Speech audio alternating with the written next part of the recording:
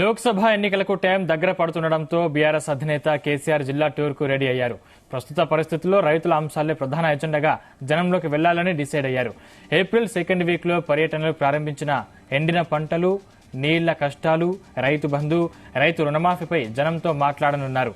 వ్యవసాయ సంక్షోభమే ప్రచారాస్త్రంగా లోక్సభ క్యాంపెయిన్ నిర్వహించేలా గులాబీ boss tour ఆ పార్టీ నేతలు ప్లాన్ చేస్తున్నారు.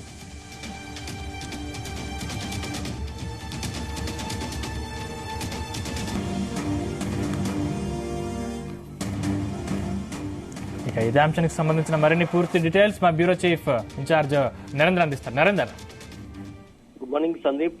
లోక్సభ ఎన్నికలు సమీపిస్తున్న నేపథ్యంలో బీఆర్ఎస్ ఒక్కొక్క అస్త్రాన్ని బయటకు తీస్తున్నటువంటి పరిస్థితి. ఎందుకంటే మొన్నటి వరకు కూడా మనం చూసాం, నీళ్లకు సంబంధించినటువంటి విషయంలో కేఎంపీఎలు, అదే సమయంలో నీళ్లకు సంబంధించినటువంటి వాటా, కృష్ణా జిల్లాలు, గోదావరి నీళ్ళ వాటాలకు సంబంధించిన విషయం మీద పోరుయాత్ర చేపట్టింది. నల్గొండలోను, అదేవిధంగా కరీంనగర్లో కూడా సభలు నిర్వహించి పెద్ద ఎత్తున జనాల్ని కదిలించే ప్రయత్నం చేసింది.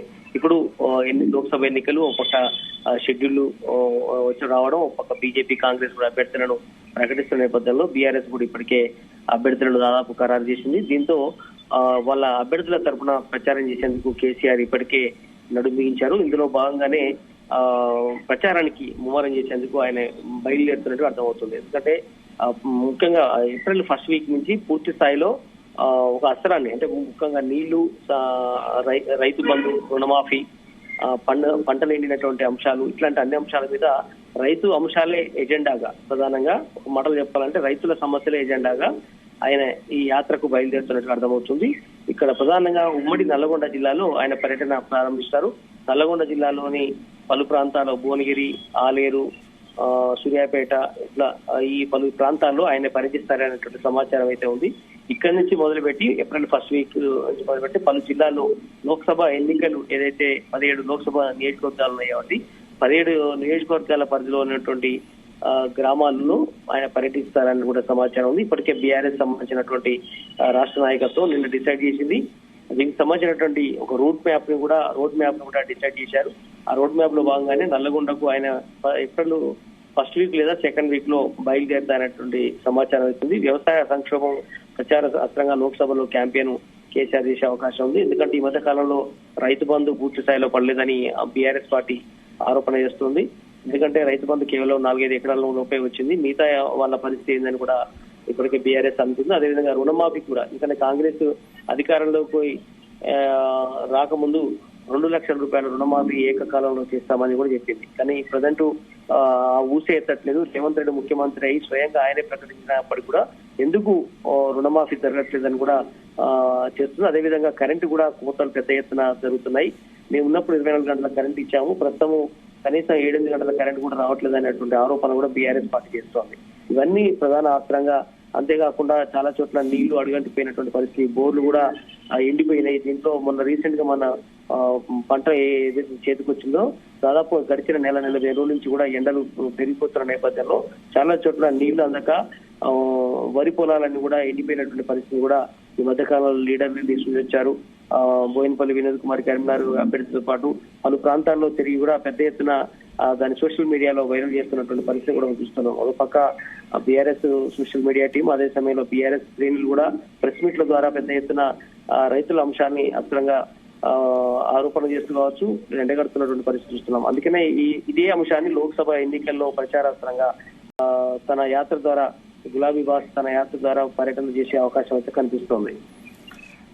నరేంద్ర, అంటే ఈ పర్యటన ద్వారా అంటే కేసీఆర్ యాక్టివ్ అవుతారు అనుకోవచ్చు. ఎందుకంటే మనం చూసాం బీఆర్ఎస్ పార్టీ చాలా మంది నేతలు వీడుతున్నారు. ఎగ్జాక్ట్లీ సందీప్. ఎందుకంటే రీసెంట్ గా మనం చూసాం, చాలా మంది కాంగ్రెస్ పార్టీలోకి వెళ్లారు, బీజేపీలోకి వెళ్లారు, అక్కడ టికెట్ దక్కించుకున్నటువంటి పరిస్థితి మనం చూసాం. కానీ ఇప్పుడు ఒక పక్క ఆర్ఎస్ ప్రవీణ్ ఒక్కడే రిటర్న్ పార్టీలోకి వచ్చారు. మిగతా వాళ్ళందరూ కూడా పార్టీలో నుంచి బయటకు వెళ్ళినటువంటి పరిస్థితి మనం చూసాం. కనుక ఇప్పుడు కేసీఆర్ మౌనంగా ఉండడం కరెక్ట్ కాదన్నటువంటి విషయాన్ని అయితే పార్టీ శ్రేణులు ఆయనకు సూచించడం జరిగింది.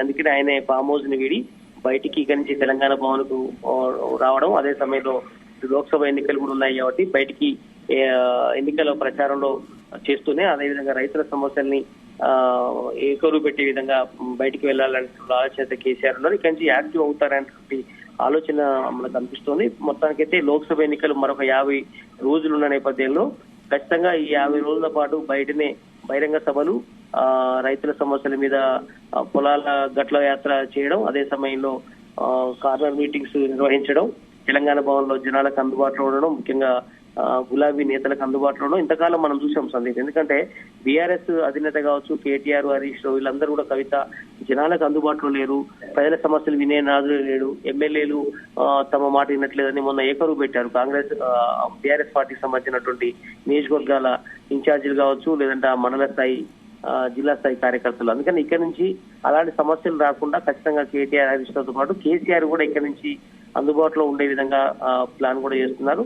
అందుకని ఇప్పుడైతే రైతుల సమస్య ఇంపార్టెంట్ కాబట్టి దాన్ని అస్థిరంగా చేసుకోవాలి, ఓట్ల వర్షం కురిపించుకోవాలి అనేటువంటి ఆలోచనతో ఉన్నారు. ఎందుకంటే గతంలో మనం చూసాం 2019లో కూడా 9 లోక్సభ స్థానాలు దక్కించుకుంది.